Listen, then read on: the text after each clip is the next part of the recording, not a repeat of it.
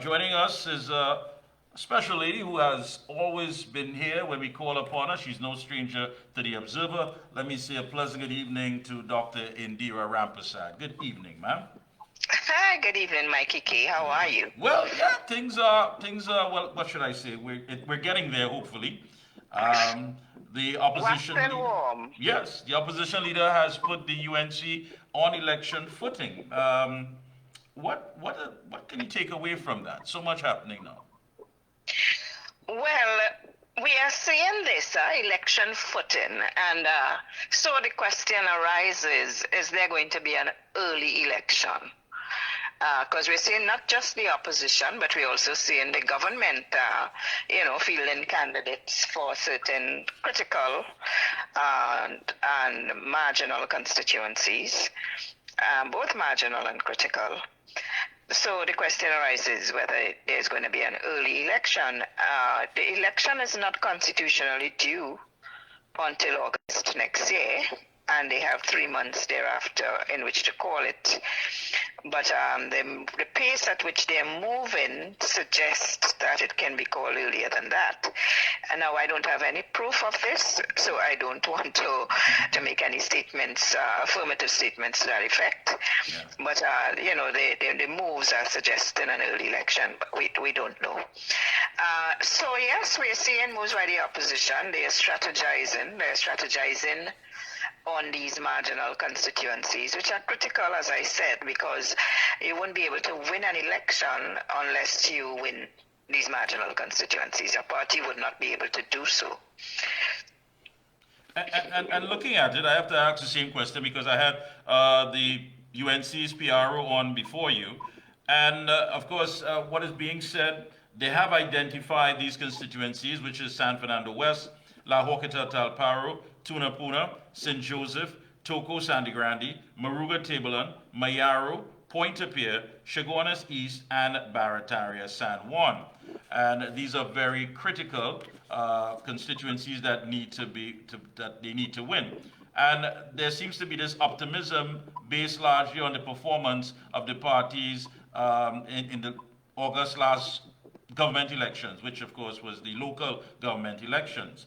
Taking all of this in consideration, one of the things that stood out, he said that in 2020, the UNC were only 2,530 votes away from winning government in only two constituencies, St. Joseph and San Fernando West. Taking all of that in consideration, do you believe that the UNC has what it takes to go it alone? The UNC has what it takes, but the UNC needs to mobilize and they need to strengthen their support base.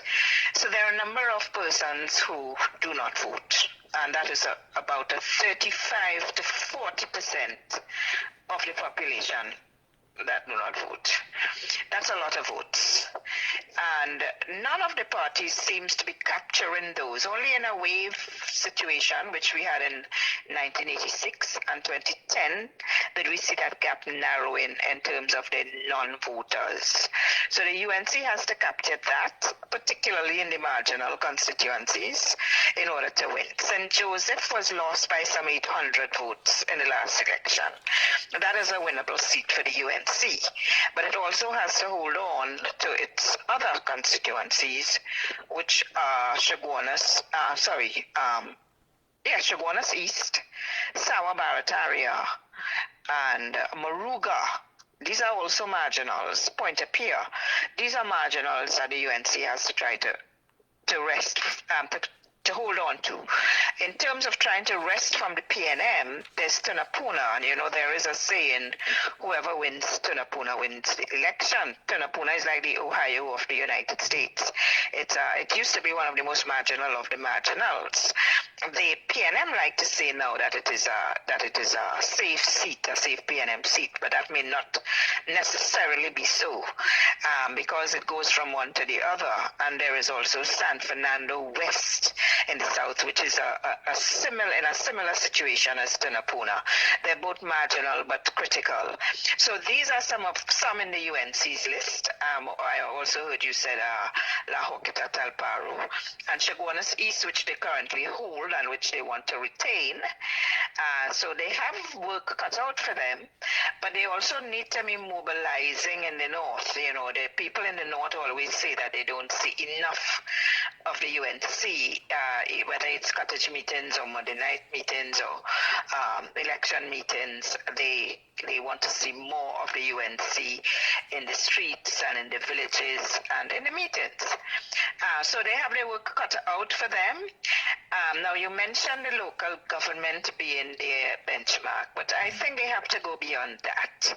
The boundaries are very different from local government as opposed to general elections. And while traditionally local government is a good indicator, when the general election comes in its heels, it's a good indicator of what will happen in a general. It is not always the same because, like I said, the boundary configurations are so very different in a local from a general. In local, we talk about corporations, you know, and boroughs. In general, we're talking constituencies, which are smaller geographic spaces than the corporations and the boroughs. What I think they have to look at and try to deal with is the situation with the PNM and the PNM's capacity to stay in power and whether they have any trump cards with regard to certain issues, national issues, critical national issues that are affecting the population. And if you want, I can expound on those issues. Yes, please. I would love for you to expand on it. Yes, please. Right. So clearly, number one issue is crime. Right. And we hear the Prime Minister saying he's not responsible. But, you know, I have not heard the UNC rebutting that statement sufficiently. So the Prime Minister is saying he is not responsible. So you are saying you're the Prime Minister. Okay, you decide who will be your Ministers of National Security. You just name another minister in that ministry. The guns are coming in. Okay, illegally. Because if we don't have those weapons, we would have no crime. My position always is, if there are no guns, there would be no crime of this nature that we are having. These little boys that are committing the crime, and girls now, they have high-powered weapons. They're walking around with them brandishing all over. We are seeing it on Facebook and social media. And where are they getting it? So if the borders are not being manned and properly monitored, then these guns are going to come in. So clearly that is the state's responsibility. It is the state's responsibility to really control these borders. Make sure that these illegal weapons are not coming in en masse. They're certainly coming in en masse. The National Security Ministry, it's the government's responsibility to ensure that they are doing their job. So you cannot abdicate yourself from a individual crime or you know, a series of crimes and specify them and say, well, how can the government be responsible? The government has to enact measures to ensure that this amount of weapons are not present in the country, because it's fueling gangsterism. So that whole gang syndrome, you know, that whole gang syndrome that we're experiencing, that whole home invasion, travesty of home invasion that we are witnessing, they're going with guns and they're scaring people in their homes. And the gun is a very intimidatory tactic. They brandish a gun in front of someone. It's very, very fearful. So you cower. You don't put up resistance. Whether you're held up in the mall or you're held up in the streets or you're held up in your homes or in a business space, right? So there is also that. The business sector living in absolute fear, abject fear, and many of them closing up shop, so to speak, not necessarily shops. So there is crime. The other issue I want to touch on is that issue of the economy. All right. The economy economy is a major problem, and this government cannot say they're not responsible. We had that fiasco with the Auditor General where billions seems to have been unaccounted for. There is that, but at the same time, the trade unions cannot get a proper settlement, and they're throwing 2 and 4% at the trade union movement. I'm president of a trade union, so I know what this is about. There also high unemployment and underemployment. So our students at the university, which we are graduated every year by the hundreds, thousands, they cannot get jobs, and if they do get a job, it's not commensurate with their qualification and experience. So that is underemployment. So you have this whole group of youths in the country that are disgruntled, disenchanted, and very frustrated because they cannot find jobs, and if they do, they cannot find jobs for which they are qualified. And then you have the rising cost of food, fuel, transportation, housing. Okay, so these issues are definitely going to play on the minds of the population because they feel this on a daily basis. Right. So constitutional reform and coat of arms are not uppermost in the minds of the average citizen. Okay, that is government's tactic and strategies, and I don't know what is behind it because it makes no sense. In fact, it incensed the population because if people are talking about these issues that are bombarding them on a daily basis, which are critical to their very survival and existence, and the government is coming. So I think there is a gap.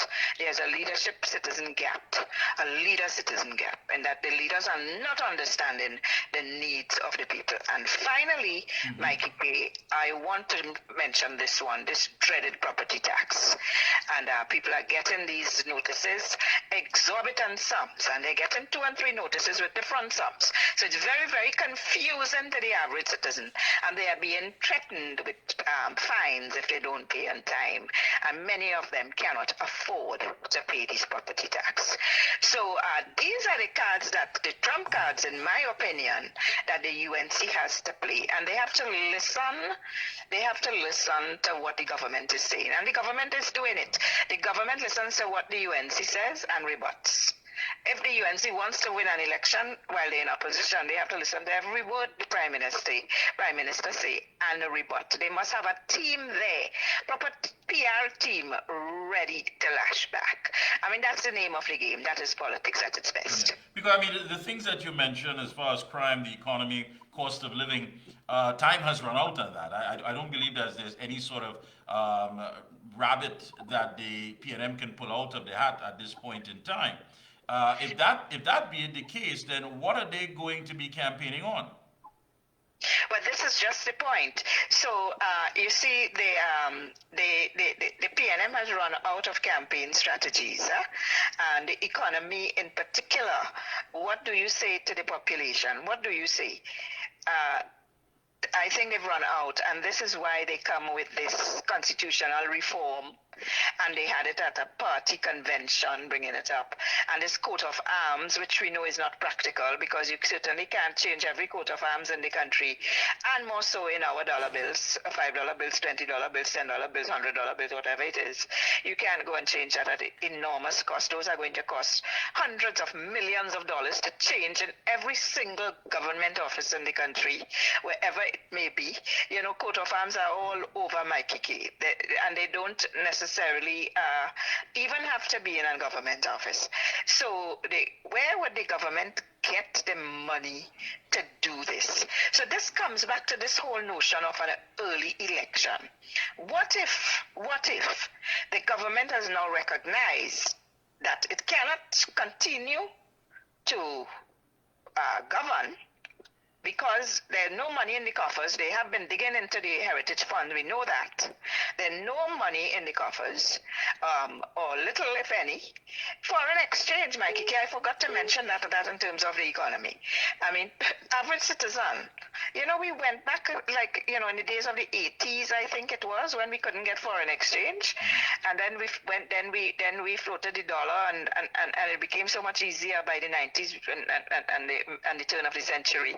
We were able to get foreign exchange like nothing, and as soon as the government came into power, we couldn't get foreign exchange again. That is another issue. So in recognition, perhaps, that it can no longer govern, it's losing its mandate because of the high level of disgruntlement and unpopularity. The government may very well be thinking, let me get a fresh mandate and let me call an election. But that election date is in the back pocket of the Prime Minister. Yeah, you're right about that. I mean, you've basically expanded on a lot of issues here. And again, looking at them, there's basically nothing to stand on. I mean, unless they're going to go back to the fact of how they managed the COVID. And I mean, they will have to pick out some points that they believe they can get some political mileage out of. But COVID is nowhere in the minds of the people, Mikey K. You see, people, and we're talking, I always talk about the masses and not the upper classes. The masses are the ones that they have to depend on the vote on. A lot of the middle class don't come out and vote. It's the masses you have to get. And even the masses and the marginals, you need that vote. You need that vote. So when you play an anti-colonial card, the Christopher Columbus coat of arms kind of thing, is that appealing to the masses? Seriously? Do you think the masses really care that there are Christopher Columbus ships in the coat of arms? That's a middle class discourse. That's an academic discourse. It's an anti-colonial discourse. You know, so a lot of these things that they think that is uppermost in the minds of the people are not. And I have said it before, constitutional reform is not uppermost in the mind of the average citizen of Trinidad and Tobago. The average citizen of Trinidad and Tobago is now worried about their very life and livelihood. Life in terms of crime and livelihood in terms of food, clothing, and shelter. So you cannot, break Christopher Columbus. You're playing this at a party level. You're playing constitutional reform at a convention, and you're getting loud applause, and you're thinking that is going to resonate with the base. It doesn't work that way all the time. Not when people are suffering to this extent. Yeah, and I agree with you 100%. So we see what takes place. The UNC has made it clear that the meeting that took place on Sunday, there's going to be more meetings like that. They are going to continue mobilizing, getting the machinery ready. And as you put it, there are some things that they cannot overlook. They can't afford to overlook at the end of it all. But again, I have to ask you the question, because that is the question of the night. Do you believe that UNC can go it alone?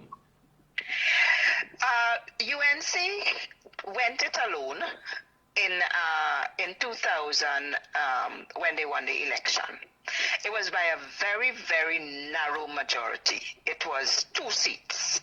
I believe at the time it was 17 and 19 when we had 36 seats or something. Yes, so it is possible, but it is risky. It is very, very risky. And for 2 reasons. One is because, you are walking on tenterhooks because you just have this very narrow majority. Although you are targeting all these marginals, the chances of you winning all of them may be very slim. So you can't target 2, because then if you fall, you've fallen hard, or 1. So the PNM has a majority of 3 right now, so it's 19-22. The UNC therefore would need to forge alliances. They need to forge viable alliances, but they have to ensure, this is very tricky now, Mikey K, that those they're forging alliances with can bring something to the party and is more of a benefit than a detriment. So that they have to be very careful. Now, I heard the opposition leader on Gary Griffith, and I know this is uppermost in the minds of a lot of people. What can he bring? The opposition, they have to do this analysis. Can Gary Griffith bring votes in marginal constituencies for them? That is the question they have to ask. But not only Gary Griffith, now they also have to look at courting having some kind of accommodation. They're not going to field candidates in Tobago, but they certainly have to have some kind of relationship with the leader of the Tobago House of Assembly, because they have 2 seats there that can make the difference. Yeah. 2 Tobago seats, can be kingmaker. Tobago can be kingmaker. So you have to reach out, and also because not only because they can bring votes and seats, and not only because of that possibility, but because of the ripple effect that coalition that coalition factor has. So that when you notice what happened in 1986 when there was a coalition, and in 2010 when there was a coalition, what happened? It was a ripple effect. The partnership and the NAR were winning seats that were never traditionally opposition seats. They were PNM seats. They won seats in the corridor. The NAR won seats in Digo Martin. 3 seats they lost in the whole country after 30 years of PNM rule. So that ripple effect that the coalition has, they have to manage to get that. And what they need, I have sort of worked this out quantitatively. What they need is a 10% wave to win the election. And when I say a 10% wave, is a 10% shift away from the PNM to the UNC or any coalition thereof. All right. I want to thank you so much. But last thing I should tell you, I did say this to Dr. Kirk Mago. Someone did tell me today that any alliance, it should be in areas that can hurt the PNM and not the UNC. No, certainly, and this is where their analysis was come in, and they have to be very rational, very prudent, and not emotional about this. It is very, very important. All right. Thank you so much again for taking time out. It has been a pleasure, very insightful. And now that things are, kicking up and intensifying, I'm sure we'll be hearing a lot more of you right here on The Observer. Thank you so much again. You're most welcome, Mikee K. Yeah.